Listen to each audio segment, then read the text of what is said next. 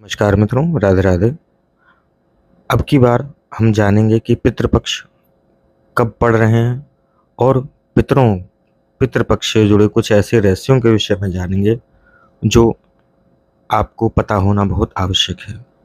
मित्रों, इस बार पितृपक्ष 2025 में 7 सितंबर से प्रारंभ होकर 21 सितंबर तक होने जा रहे हैं। तो इन पितृपक्ष के समय हमें क्या करना चाहिए, कैसे करना चाहिए, इन सब विषयों पर थोड़ी थोड़ी हम दृष्टि डालेंगे और पितृपक्ष से जुड़ी हुई अनेक हम धीरे धीरे जैसे समय बीतेगा वैसे वीडियो लाते रहेंगे, जानकारी आपके साथ में साझा करते रहेंगे। तो जुड़े रहिए हमारे चैनल के साथ में। पितृपक्ष सिर्फ श्राद्ध ही नहीं, पूर्वजों से जुड़ने का ये सबसे बड़ा अवसर भी होता है। क्या आप जानते हैं, पितृपक्ष में सिर्फ श्राद्ध और तर्पण का समय नहीं होता है, बल्कि हमारे और हमारे पूर्वजों के बीच रिश्तों को फिर से जीवंत करने का एक सुनहरा अवसर होता है। पितृपक्ष, जिसे श्राद्ध भी कहते हैं, 15-16 दिनों की वो अवधि जो हम अपने दिवंगत पूर्वजों को याद करते हैं, यह भाद्रपद मास की पूर्णिमा से शुरू प्रारंभ होकर आश्विनी अमावस्या तक चलता है।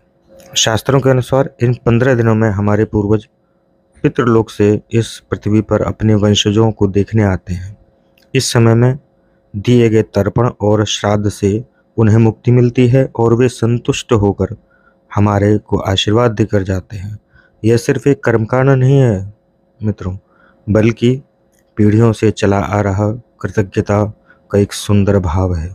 इस समय में मुख्य रूप से 3 क्रियाएं की जाती हैं। तर्पण, जिसमें जल, कुश और काले तिल से पितरों को जल अर्पण किया जाता है। पिंडदान, जिसमें चावल, जौ, आटे और तिल से बने पिंड अर्पण किए जाते हैं।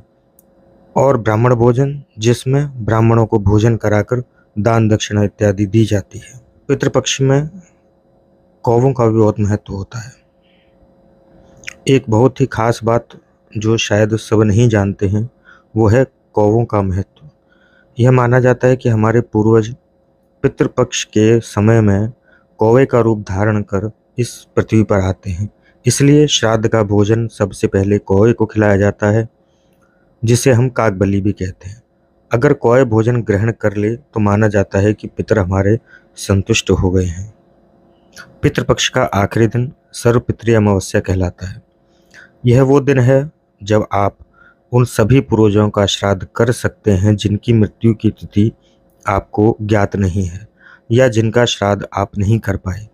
यह दिन सभी पितरों को सामूहिक रूप से श्रद्धांजलि देने का एक सुनहरा अवसर होता है। पितृपक्ष सिर्फ कर्मकांड ही नहीं, बल्कि अपने अतीत को सम्मान देने और आने वाली पीढ़ियों को संस्कार से जोड़ने का एक तरीका भी है। यह हमें सिखाता है कि हम और हमारे पूर्वजों का विरासत का हिस्सा हैं और हमें अपनी जड़ों को कभी भूलना नहीं चाहिए। क्या आपके परिवार में पितृपक्ष के समय में कोई और परंपरा है तो कृपया करके हमें कमेंट्स के माध्यम से अवश्य बताएं।